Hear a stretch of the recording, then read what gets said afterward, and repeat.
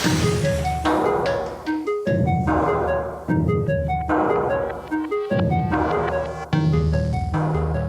everyone, and welcome to MintCast, an interview series featuring dissenting voices the establishment would rather silence. I'm your host, Mnar Adley, founder and editor-in-chief of MintPress News.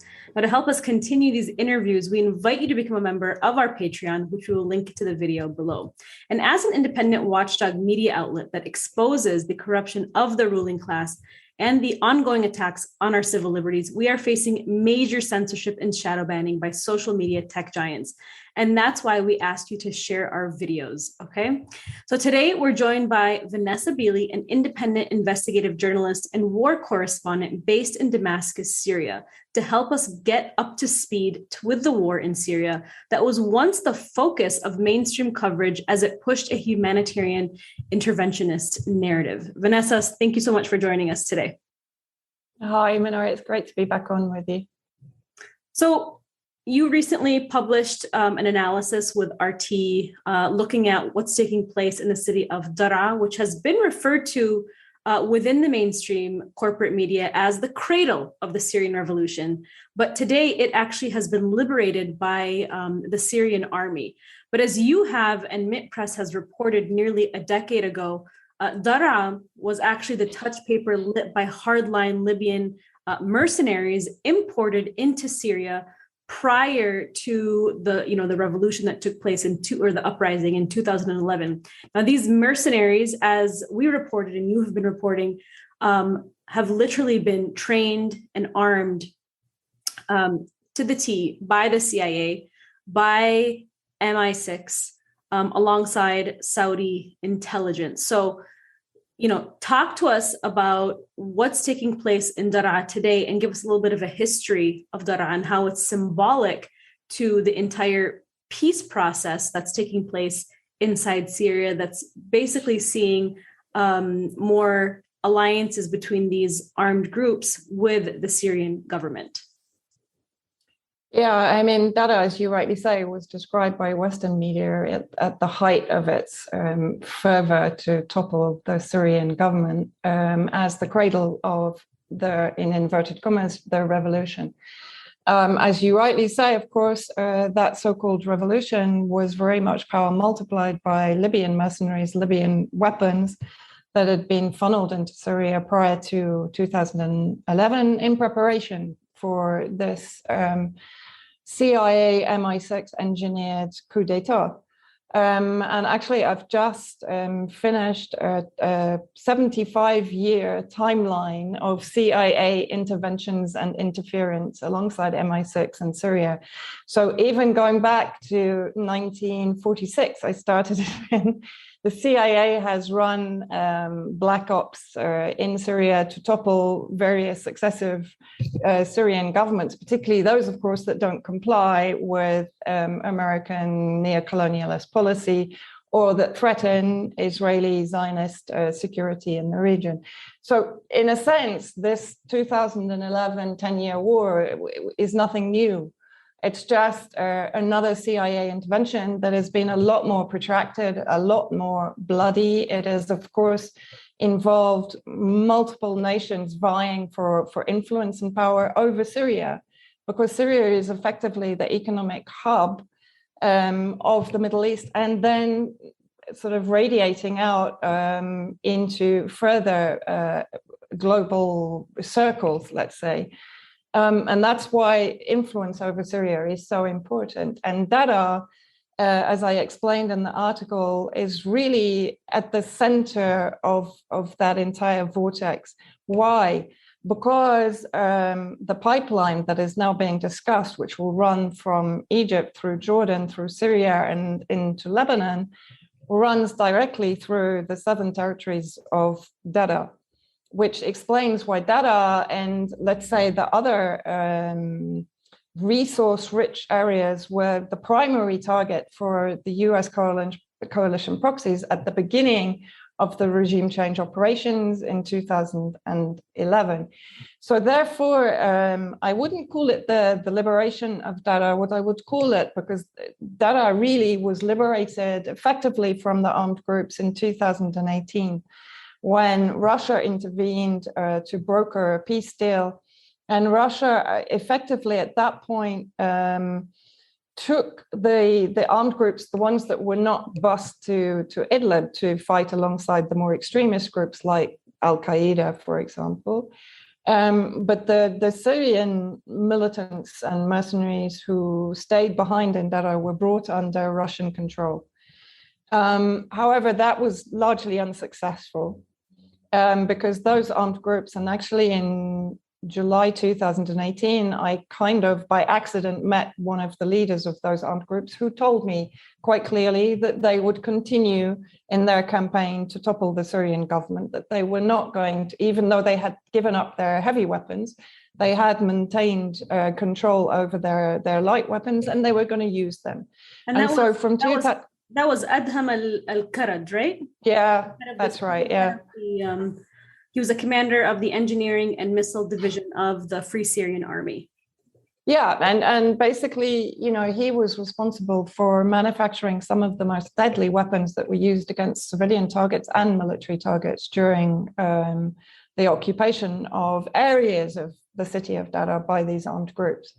So effectively, between 2018 and 2021, chaos reigned in the sense that there was a large degree of gang warfare between the various militant groups. They were assassinating each other, but they were also carrying out large-scale assassinations of who they considered to be government loyalists. And these could be doctors, they could be teachers, they could be students. Anyone that came under that category was at risk of being assassinated. In fact, in those 3 years, they assassinated more than 2,000 people. And of those, I think it was 12 children among those. So fast forward to 2021, and effectively Damascus took the decision.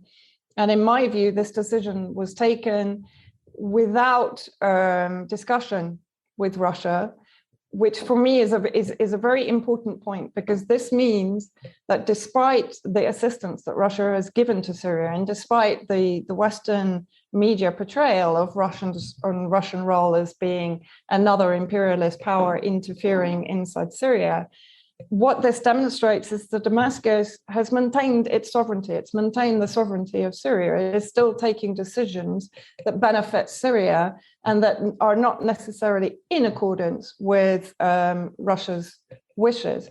So effectively, Damascus sent military contingents into Daraa, not to attack, not to violently reclaim the area, but to effectively put pressure on the armed groups to come to the negotiations table. And on the 31st of August, the peace deal was finally signed, Syrian with Syrian.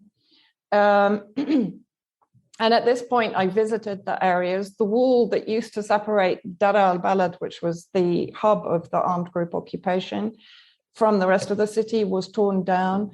A number of major military checkpoints were dismantled and the soldiers were sent away. So, you know, this was a very clear message from Damascus that, okay, we mean that we want to broker peace between Syrians without any kind of foreign intervention. We want to listen to you.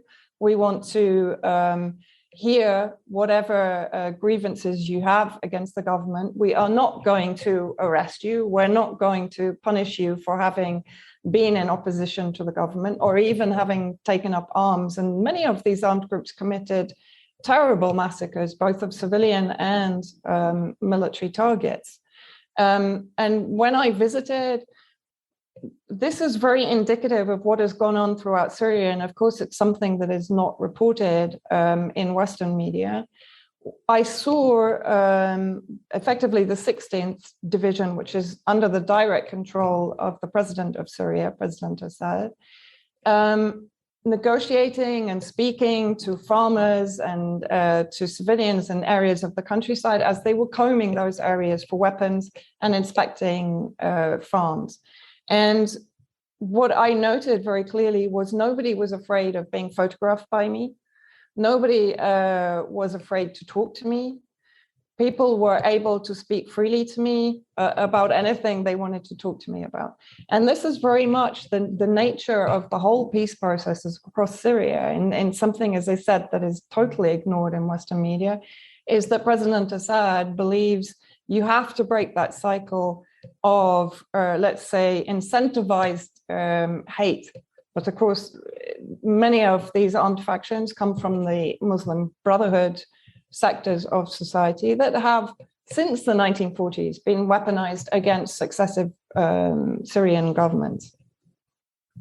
Right. And I think that this entire Muslim Brotherhood grouping of many of these rebel groups has played an integral role in pushing this sectarianism through the mainstream corporate media as well narrative to justify intervention, to paint this as, Iran expanding its influence into Syria and into Lebanon and destabilizing the Middle East. And so we have to, in the West, partner up with the Gulf states and with Israel and with Turkey to arm and fund these Muslim Brotherhood groups so that, we can, defer Iran, right? The power structure.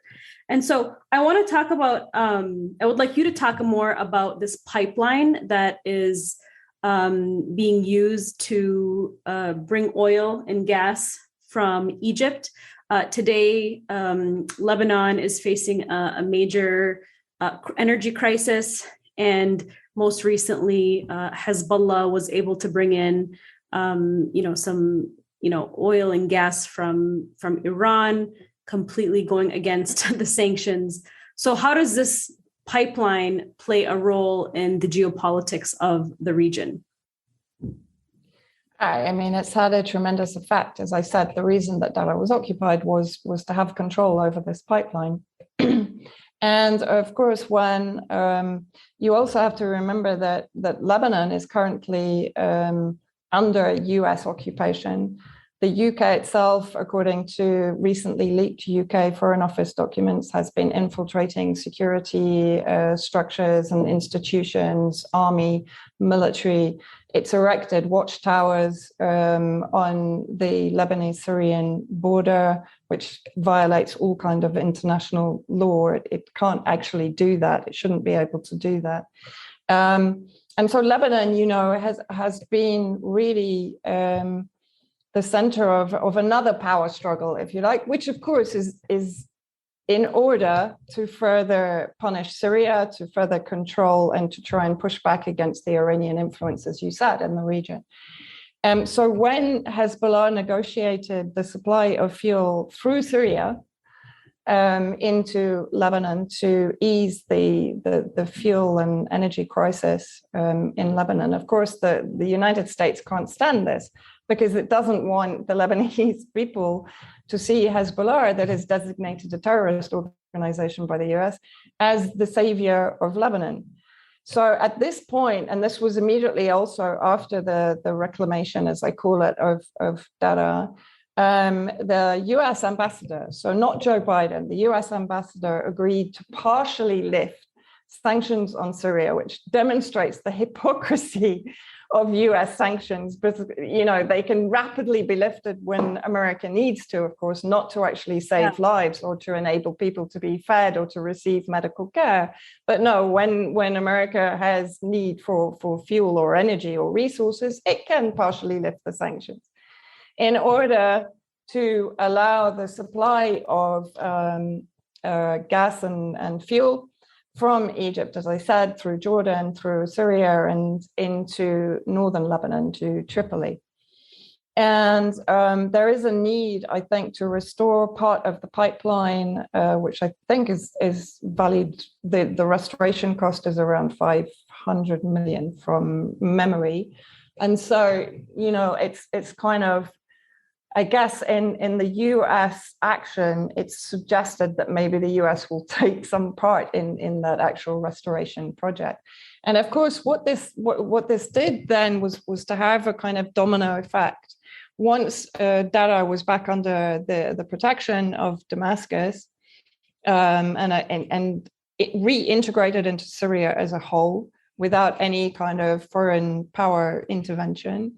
Then we also started to see normalization of relations between Jordan and Syria. Jordan is opening up flights back to Damascus airport for the first time in 10 years.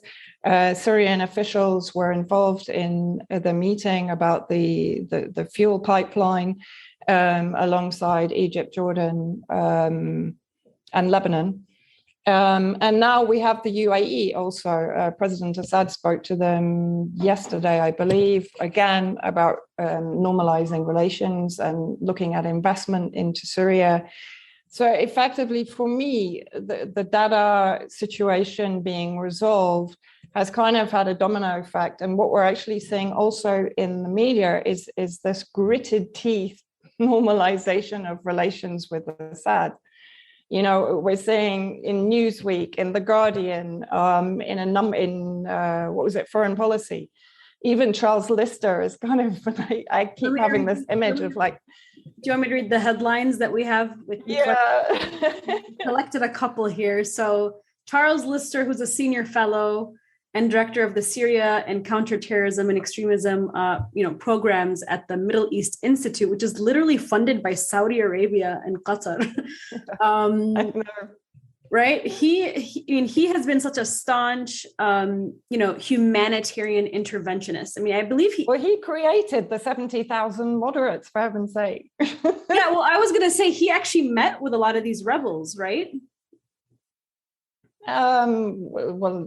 He claimed.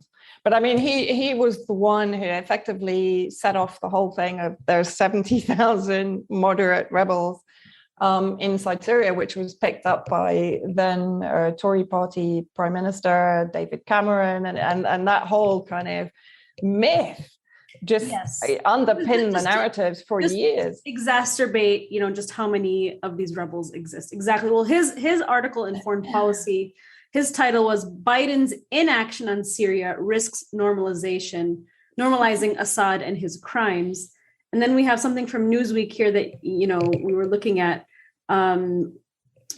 That headline reads, Syrian leader Bashar al-Assad, once a political pariah, is now being welcomed back by many of the countries that cut him off 10 years ago, despite ongoing U.S. Opposition. So what you're saying is that we're seeing this kind of normalization taking place, and U.S. media is kind of, like I said, gritting with these headlines. Yeah, because at the same time, of course, Egypt, who's involved in this energy coalition, also stepped up to kind of normalize relations with Turkey. Of course, the enmity between Turkey and Egypt was over Turkey's support for the Muslim Brotherhood. But part of that normalization deal is that Turkey withdraws from Syria. We then, of course, had the Assad-Putin summit where the language from Putin became very bellicose, very belligerent about US occupation and Turkish occupation of Syrian territory. Putin then had the meeting with Erdogan. The S-400s were off the table, and it was quite clear that Putin had said to Erdogan, okay, enough, like you need to withdraw from Syrian territory. And certainly since all of these events, we've seen an uptick in the actual attacks on Turkish troops inside Idlib, because people may not be aware, but alongside al-Qaeda and the various branches of al-Qaeda are Turkish troops. I mean, I was recently at a border area with the front lines, the Idlib front lines in Jurin, and we came under attack with missiles from the mountain range that is adjacent to the village where we were. And we were told by Syrian military, Russian military, that basically there's a Turkish base only a few kilometers away from our position. And that base is providing surveillance for the terrorist groups in order that they can target us, basically. So Turkey is, a total belligerent in this conflict, alongside, of course, Erdogan's Ottoman Empire, neo-Ottoman Empire ambitions, and his support of Muslim Brotherhood. But of course, Turkey is also under tremendous pressure domestically, in the sense that there's now 5 million Syrian refugees on Turkish territory. The Turkish public is not happy about this. Now there's an influx of refugees from Afghanistan because Turkey militarily is interfering in Afghanistan post-US so-called withdrawal. It almost backfired their strategy in Syria because, whenever there's an influx of refugees into a country, that can really put an economic strain on that country. Yeah, of course, the refugees have also been weaponized by Erdogan, to blackmail the EU. Absolutely. And also to provide potential radicalization cells that can then be kind of recycled back into Syria or into Iraq to carry out terrorist attacks. And of course, the US itself is kind of percolating terrorist groups. It's moving ISIS, which is, another proxy of the United States coalition. It's moving it around the northeast into the Badia, into the desert east of Palmyra and Homs to carry out isolated attacks against Syrian Arab Army and, of course, against fuel depots, against ammunition depots, as it did not so long ago. It attacked a fuel depot. And of course, the US is occupying Syrian resources, not only oil, but it's also stealing wheat, barley, via its Kurdish contras that are stealing these resources and then trading them outside of Syria. Well, and I want to talk about that next because, the United States is weaponizing the terror groups that it claims to be fighting. Especially in the northeast side of Syria. The United States is actively arming and funding the Syrian Democratic Forces, the SDF. Many of them are Kurdish forces, and supposedly they're fighting ISIS. But in reality, the United States is using this group to occupy some of Syria's, largest oil reserves. And Syria's access to things like water that's necessary to keep, the country quenched. And so I think I was reading this morning that the Biden administration, while there's a mass military pullout out of Afghanistan, which we all know that the CIA and intelligence is still operating in Afghanistan, that the United States is going to continue to keep its boots on the ground in Syria, and that make up about I would say, I think I read, I don't remember exactly, but I think I read it was 900 US troops on the ground. It's more than that, but yeah, I was going to say, what they're saying. It's probably more than that. I mean, you have to assume that it's more than that, right? Yeah. I think you have to assume that any US administration is lying probably 90% of the time. And if you work on that basis, you can usually figure out what's going on.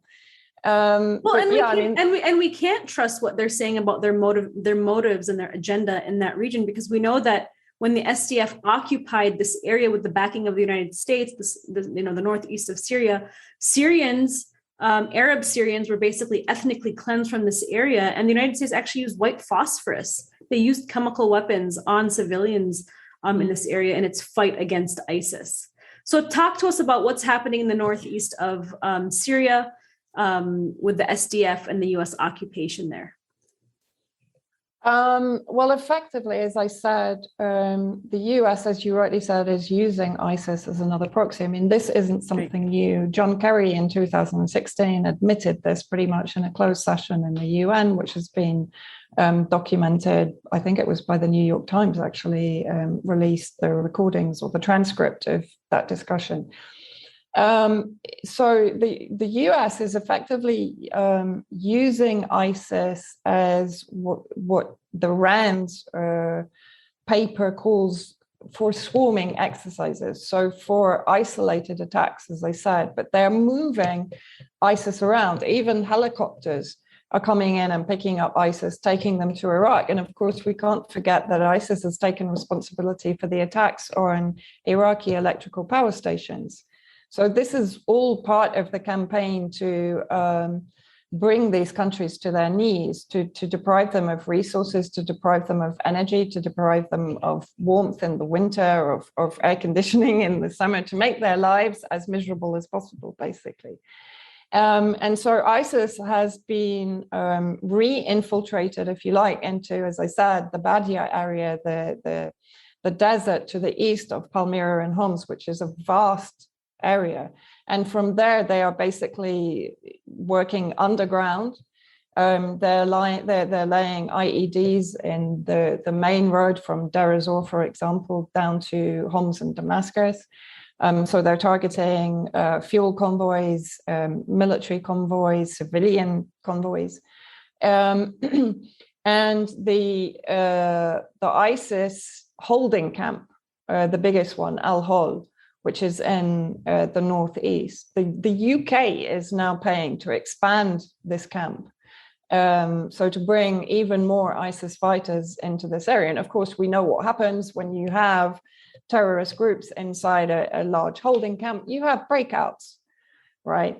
And so this, in my view, this is a kind of a way to blackmail Damascus, and also to, as I said, to percolate these terrorist fighters from Iraq to Syria. And we know also that the US has been retraining ISIS fighters and re-equipping them in Iraq before bringing them back into Syria. In the same way, they're doing this in the Al-Tanf base, which is on the border with Jordan. There they are recruiting ISIS fighters, arming them, equipping them. They're allowing terrorist groups to run military training exercises in the territory surrounding Al-Tanf.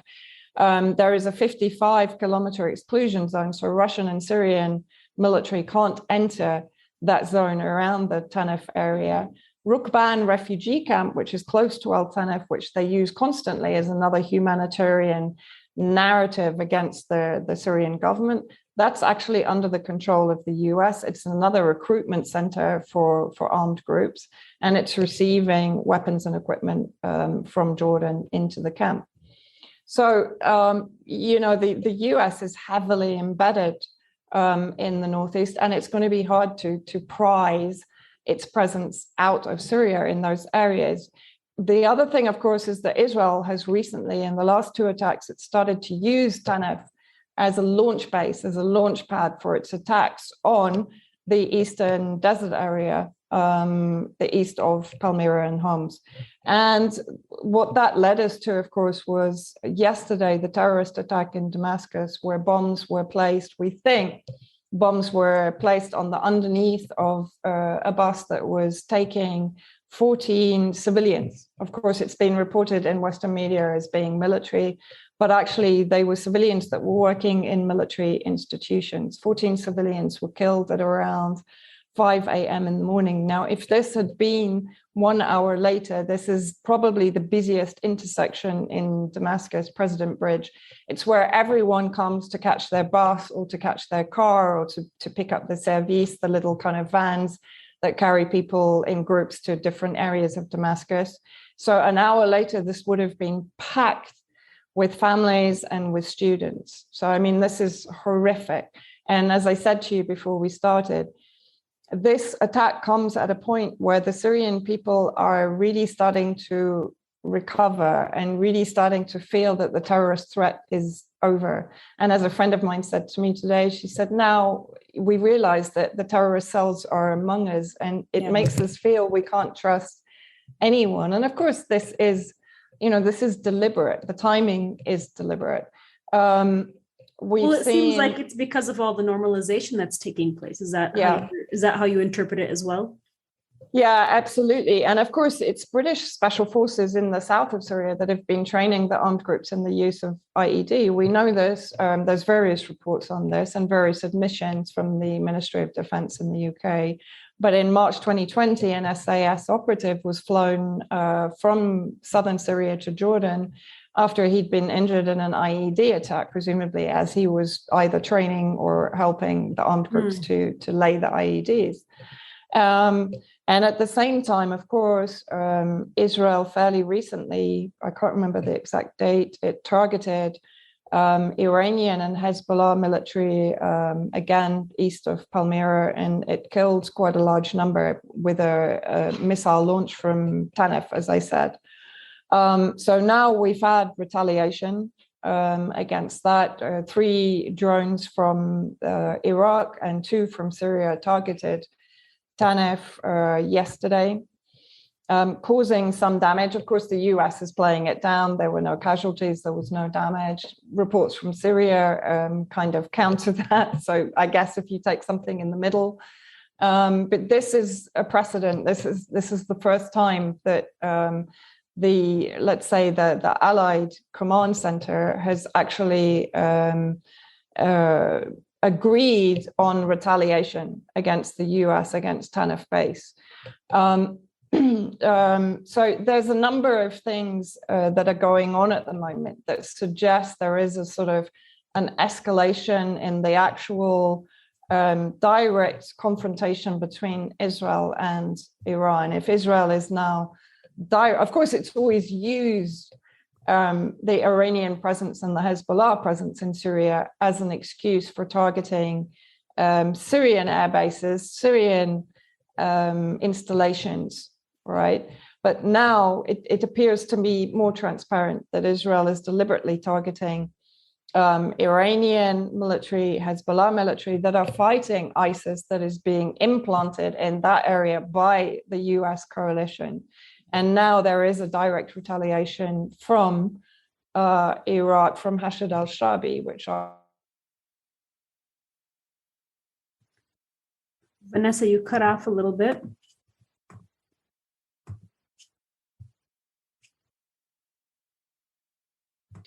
All right, so we had a little bit of connectivity issues, but Vanessa, continue. Okay. Well, basically, the interesting thing was since the brokering of the Daraa peace deal, we actually had a very quiet time from an Israeli perspective. Prior to that, we'd had a number of Israeli attacks. Of course, they always coincide with the liberation of areas from the armed groups. And as we know, Israel has supported the armed groups, not only with hospital treatment, medical treatment, but also as admitted by the Israeli Ministry of Defense, they have provided arms and weapons to the armed groups, the militia in Syria, to bring down the Syrian government. So we had a sort of we had a lull. Yeah. And this, I believe, also was partly due to the fact that with the kind of Russian withdrawal from the Daraa situation, this opened the door to Iranian troops and Hezbollah to go back to the border with Israel, because, of course, part of the 2018 peace deal brokered by Russia was that they would agree for Israel's benefit to withdraw Hezbollah and Iran to a safe area, let's say, where they weren't threatening Israel. And then more recently, in the last 2 weeks, we've had 2 attacks by Israel against Iranian military and Hezbollah that are fighting ISIS or trying to cleanse the eastern desert of the ISIS cells. And that, of course, then led to the retaliation by the resistance allies from Iraq and Syria against the Tanaf base, which is being used as the launch pad now. Okay, and so Israel is definitely playing a major role, obviously, within Syria, and it has been for a very long time. In many cases, I would say Israel attacks Syria with airstrikes and drones, with drones mostly, several times a year. And I think a lot of people are wondering, and I've heard people make this argument or make this comment, why doesn't Syria respond? How do you respond to that? Well, I mean, I think the other thing that people often say is, why aren't they using the S-300s? Look, the fact is that the Syrian air defense, whatever it is, whether it's S-200s, S-300s, S-400s, it doesn't matter. The Syrian air defense, and trust me, when you're here in Damascus and you hear the whoosh of the missile coming over, I tell you, you want to go and kiss every single air defense that is bringing these missiles down, because they are probably around 98% successful. Okay. Right. So whatever they have, it's successful. And these are missile defense systems that prevent the Israeli missiles from actually hitting anything. Yeah, exactly. Okay. And therefore, yes, they are fairly rudimentary, but just a nice little anecdote. Syrian engineers, and particularly students, spend their free time basically maintaining these air defense systems and improving them. This is Syria, it's one of the most resourceful countries in the Middle East. It's quite extraordinary from that perspective. So the air defense systems are very effective, one. Two, a lot of people don't know that Russia, to a large degree, believes that Syria should be the one defending Syrian territory under international law. But Russia has, for example, buzzed American planes. It's buzzed Israeli planes if they come too close, meaning, it will fly its planes close to the Israeli or the American planes to push them away, right? So it does intervene, but it's not publicized. It's not really talked about because this is military interaction, right? And so why Syria doesn't retaliate? Well, it just has retaliated against Tanaf. But Syria is fighting a war on multiple fronts. Right. Its borders are effectively occupied almost in every direction, apart from Lebanon, right? It can't afford to open up a new front with really a superior enemy in the sense of air force, military equipment, etc. I mean, Israel is power multiplied by the US coalition. It has nuclear arms, right? It has nuclear capability. So Syria has to be prudent in this. It has to play the long game. It has to defend itself, but it can't right now retaliate because this would open up an entire new front that I don't think it's really prepared to do. Exactly. Plus, then that would create sort of, it would escalate tensions between the US and Russia. Effectively, this would precipitate a world war. And I think, but it sounds like, I mean, that's exactly what Israel wants, right? In terms of, trying to pull in Iran and Syria and Hezbollah into these conflicts that it's actively arming and destabilizing, to Israel that benefits Israel, right? Yeah, absolutely. So Vanessa, I really appreciate you joining me today to, kind of give us a war update on what's taking place in Syria. I think there's some, positive things, looking at normalization with Syria. Syria's, Damascus airport opening up for business and other countries opening up travel to Syria. However, there's obviously a lot, going on with this recent bus bombing in Damascus and these vacuums that are being filled with possibly more, armed groups or jihadists, whatever they are. So I really appreciate you coming on today and explaining this to us. So thank you so much. Thank you, Mnar. Thanks for having me on.